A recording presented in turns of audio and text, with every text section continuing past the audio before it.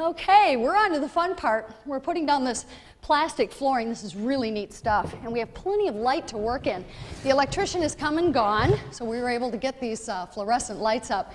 We've concentrated most of the light toward the back of the garage, although we did put one extra one over on this side. It'll be blocked by the garage door when it's up, but this is where Bill will be setting up to work on his bike or car or whatever.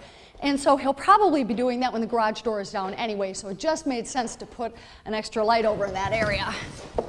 Well, the installation of this floor has pretty much turned out to be about as easy as the brochure suggested.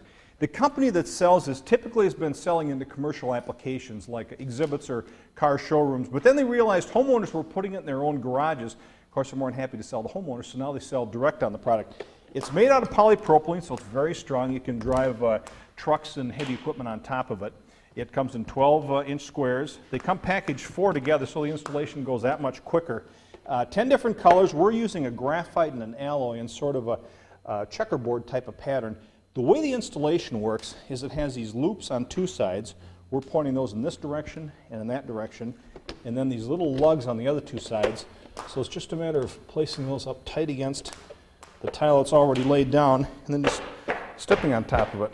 Very simple process for installation, and it allows water to drain underneath and air to circulate the way it's made, so it looks like a pretty slick system.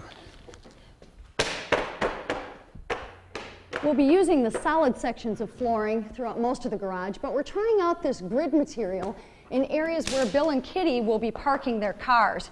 In this part of the country, we get quite a bit of snow in the winter, and if you've got snow on the roads, you end up bringing a lot of that into the garage underneath your car.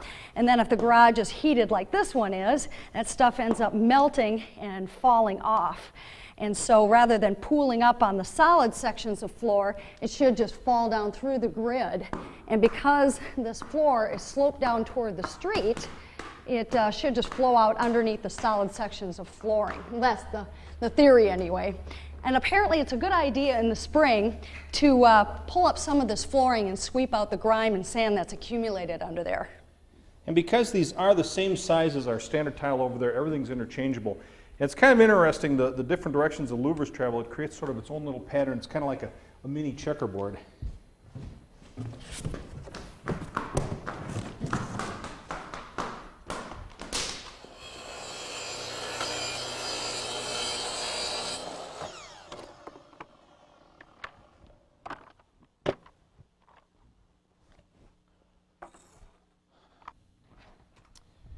All right, now we've got all the field tile down. Let me talk a little bit about what happens around the edges. First of all, where you drive the cars, and remember, this stuff is up off the ground probably a little over ½ an inch.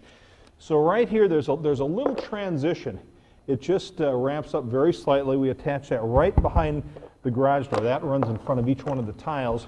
Then along the outside edge, keep in mind this is a floating floor system. If you've ever installed a laminate floor like a pergo floor, you know that you always want to keep an expansion joint running around the outside edge because this will expand a little bit in the summertime, contract back again in the winter. So they recommend 3/8 to ½ an inch gap. Right up our loops in here like so. And this isn't exactly recommended by the manufacturer, but we found around the outside edge it's kind of handy to have this little rubber mallet just to pop things into place. Just goes in like so, and we keep on moving until we have all the outside edge taken care of.